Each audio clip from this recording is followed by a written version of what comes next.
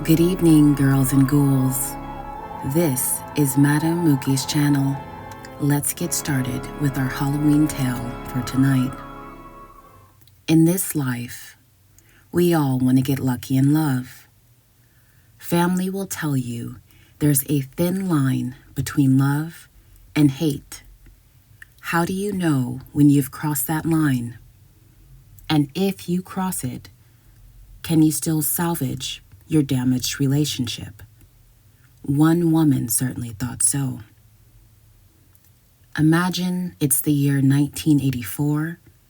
We are in Santa Ana, California, during the fall season. We have our lovely couple, one Harry Spriggan and one Vidalia Spriggan.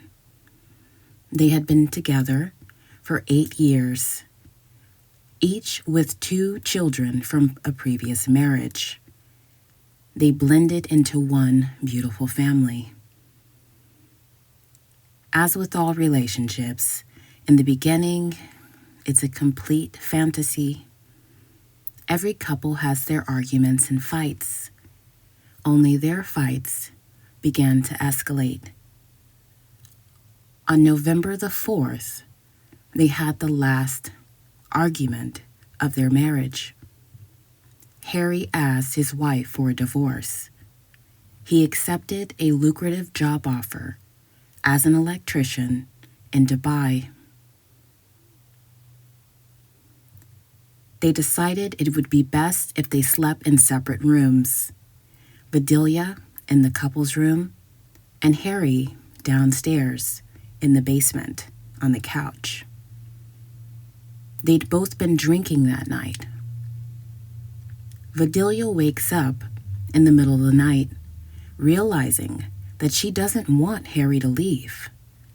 She walks downstairs to the basement and stands at the foot of the couch, watching him sleep peacefully.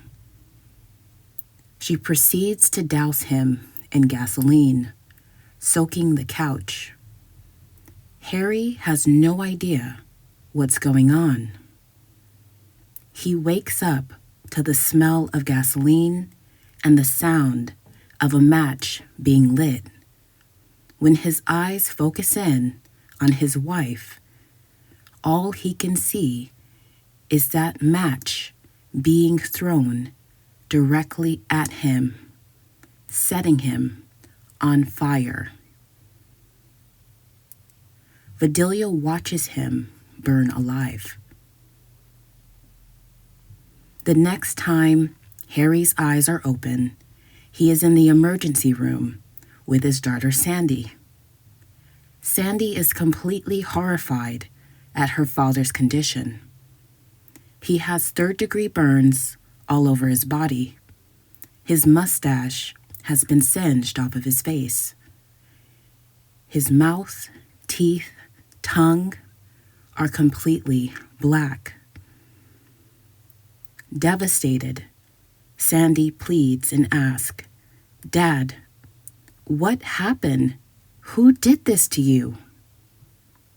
Harry can barely speak as he mumbles under his breath, "Vidalia, Vidalia, Vidalia." Harry dies 3 days later at the age of 37. Sandy buried her father at the age of 21. At this point, it came out that there were multiple incidents of domestic violence against him. His last hospitalization was due to a stab wound from Vidalia. Vidalia ended up being convicted of 15 years to life in prison. She claims she was a victim of domestic abuse and that Harry had choked her and driven an electric drill into her chest. Police were unable to corroborate her story. She was denied parole 10 times. Due to California's compassionate release law, which states if a convicted criminal is diagnosed with a grave condition, they are no longer deemed a threat. She was released from prison after serving 19 years to her daughter Shirley to live out the last of her days in peace. Vidalia claimed to be a reformed woman, and she had one last dying request. She reaches out to Sandy, begging for her forgiveness. Sandy, I am truly sorry for what I have done. I saw your father in the hospital before he died.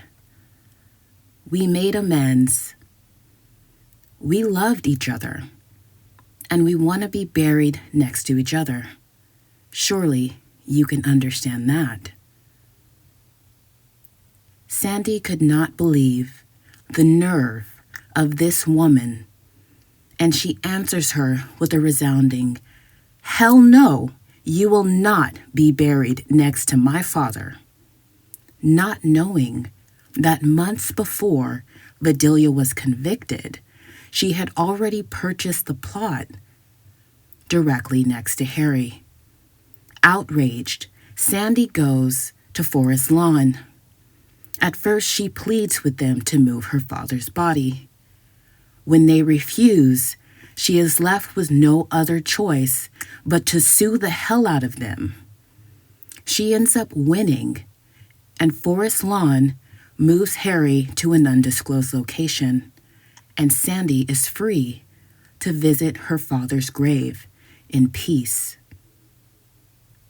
Vidalia dies at the age of 71 from liver cancer, buried in the grave that she purchased by her damn self. I know this story because I am Sandy's daughter. Every other year, we would go and place flowers on my grandfather's grave, wishing he could have lived a life unscathed. All relationships must come to an end. Some of those endings are peaceful, and some of those endings are extremely bitter. One thing is for sure.